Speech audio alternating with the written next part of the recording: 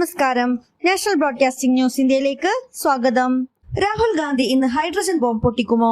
നരേന്ദ്രമോദിയും BJP കേന്ദ്രങ്ങളും ആശങ്കയിൽ. ന്യൂഡൽഹി. കോൺഗ്രസ് നേതാവും ലോക്സഭാ പ്രതിപക്ഷ നേതാവുമായ രാഹുൽ ഗാന്ധി ഇന്ന് രാവിലെ 10 മണിക്ക് പ്രത്യേക വാർത്താ സമ്മേളനം വിളിച്ചത് രാഷ്ട്രീയ കേന്ദ്രങ്ങളിൽ വലിയ ആകാംക്ഷയാണ് സൃഷ്ടിച്ചിട്ടുള്ളത്.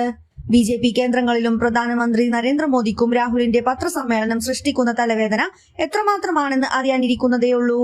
നിലവിൽ കേന്ദ്ര സർക്കാർ അധികാരത്തിലേറിയത് വോട്ട് മോഷണത്തിലൂടെയാണ് എന്ന് വ്യക്തമായ തെളിവ് സഹിതം രാഹുൽ ഗാന്ധി പൊതുസമൂഹത്തോട് വിളിച്ചു പറഞ്ഞത് BJPക്കും നരേന്ദ്രമോദിക്കും ഏറെ പ്രയാസങ്ങൾ സൃഷ്ടിക്കുകയും ജനപ്രീതി ഇടിയുവാനും കാരണമായിരുന്നു.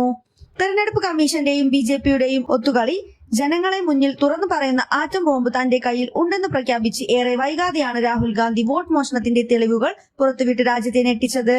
അതിനുശേഷം ബീഹാറിൽ രാഹുൽ ഗാന്ധിയും അഖിലേഷ് യാദവും നയിച്ച വോട്ടർ അധികാർ യാത്ര ജനങ്ങളിൽ ഏറെ ആവേശം വിതറുകയും ഇന്ത്യ സഖ്യത്തിന് പ്രതീക്ഷയേകുകയും ചെയ്തിരുന്നു. ഇന്ത്യ സഖ്യത്തിന്റെ മുന്നേറ്റം തടയുവാൻ BJP നരേന്ദ്രമോദിയെ രംഗത്തിറക്കിയെങ്കിലും വേണ്ടത്ര വിജയിച്ചിരുന്നില്ല. BJP രാഹുൽ ഗാന്ധിയെ കടന്നാക്രമിച്ച വേളയിൽ BJPക്കും പ്രധാനമന്ത്രി നരേന്ദ്രമോദിക്കുമെതിരെയുള്ള ഹൈഡ്രജൻ ബോംബ് തന്റെ കയ്യിൽ ഉണ്ടെന്നും താമസിക്കാതെ അത് പൊട്ടിക്കുമെന്നും പ്രഖ്യാപിച്ചിരുന്നു.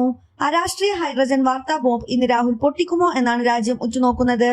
ഇന്ന് രാവിലെ 10 മണിക്ക് AICC ആസ്ഥാനത്താണ് രാഹുൽ ഗാന്ധി പ്രത്യേക വാർത്താ സമ്മേളനം വിളിച്ചിട്ടുള്ളത്. 2 മണിക്കൂർ നീളുന്ന വാർത്താ സമ്മേളനമാണ് ഇന്ന് നടക്കുന്നതെന്നാണ് അറിയുന്നത്. രാഹുൽ ഗാന്ധി വാർത്താ സമ്മേളനം പ്രഖ്യാപിച്ചതു മുതൽ BJP കേന്ദ്രങ്ങളിൽ കനത്ത ആശങ്കയും മ്ലാനതയും പരന്നിരിക്കുകയാണ്. ജനാധിപത്യ ഇന്ത്യ ഇന്ന് രാഹുൽ ഗാന്ധിയുടെ വാക്കുകൾക്ക് കാതോർക്കുകയാണ്. കൂടുതൽ അപ്ഡേറ്റ്സിനായി കാത്തിരിക്കുക. National broadcasting news India.